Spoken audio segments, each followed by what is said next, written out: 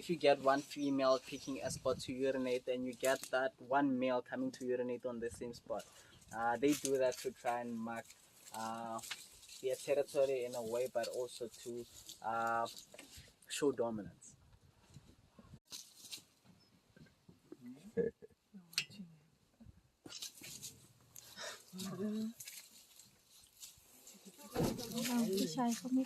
Why do you get out so slowly?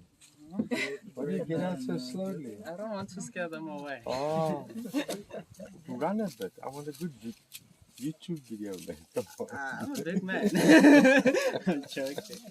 But I haven't, have you ever, maybe it's just me, but I haven't heard of any cases of wild dogs attacking or killing humans.